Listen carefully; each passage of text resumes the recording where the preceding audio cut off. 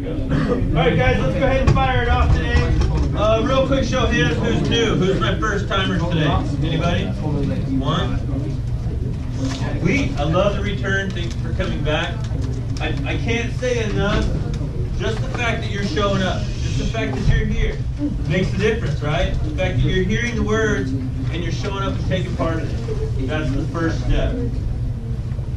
Ask Gustavo. I got a little something for Gustavo to read for you. I got a story to go with it. All right. You gotta be loud, buddy. All right. So I gotta say workout 1 and bike 2, right? Yep. Okay. No, just we Just read it? Yep. All right. So warm up well, then ride 3 by 15 minutes in powered level 4 or heart rate zone 4 with 5-minute level 1 or heart rate zone 1 recovery between each. Finish ride time with an easy cool down speed and workout 2, right? Don't worry about workout. So what Gustavo just read you was a whole bunch of words, right? Basic words. And the story that these words is 15 minutes times 3, power level 4. For a guy my size and my age, power level 4 is about 145 beats per minute. That means I'm punching a heart rate out there. And then I got to do some zone 1 recovery. Here's the thing. This plan is my racing plan that my brother and I, my teammate and I follow every day.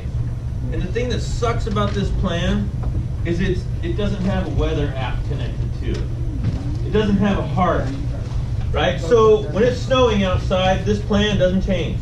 When it's cold outside and it's windy and it sucks, this plan doesn't change. Right? When I had a bad day at work yesterday, and I gave you that because yesterday for me was week 7, day 2.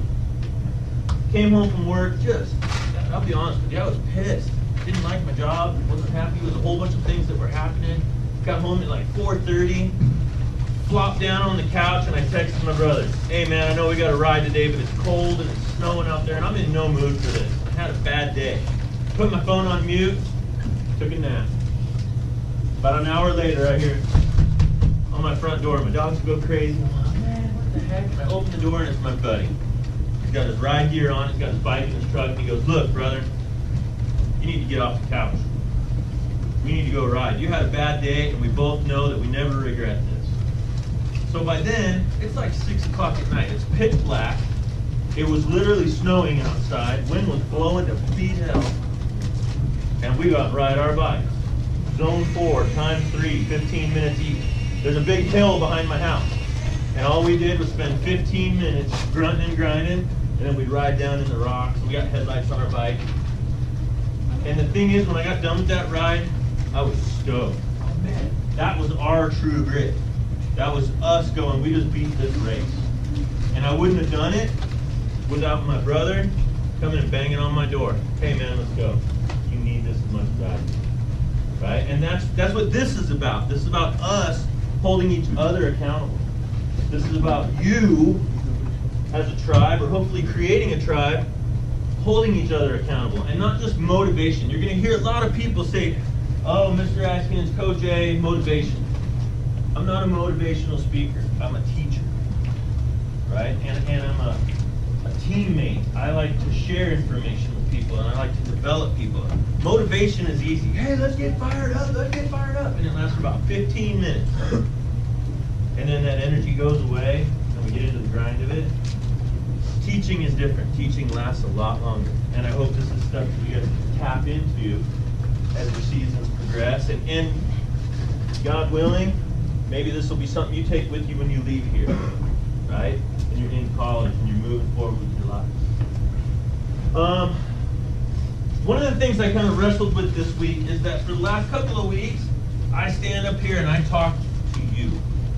And I love it. You guys are attentive and you're paying attention, and I hope some of this is applying. But sooner or later, we got to make this a dialogue, right? Sooner or later, I need you to start taking ownership, and we need action that goes with this. Okay? So one of the first things I want to do, it's an easy one, and you guys can help me with this. I need a way for us to connect that's going to be consistent, that isn't a waste of my time or yours. Right? Whether it's Insta or Twitter or an email list or a text group, I don't care, but what works where I can shoot stuff out to people and maybe we can get a conversation going. Holy cow. Yeah, just tell me. What was that app you said, bro? Remind you? Remind.com. Remind.com. You go on, you can set up an account. Okay. We have a football one, but there's guys on it that aren't in here, some that aren't on it yet. Okay. You can start one called like motivational, Hesperia Motivation. They'll give you a code to bring in, and all these guys text it, and they can send you messages and you can respond, but they don't get your text number. Remind doesn't allow. It's like you just okay. see, so then. So it's a little more private. Yeah. Do you guys use that in season, out of season? Is that something we create? In that season, kind of- varsity uses it, but they can use it year round. Okay, so maybe we can do a group. Does anybody like something better that they've seen? Go ahead and throw it out there if you got an idea.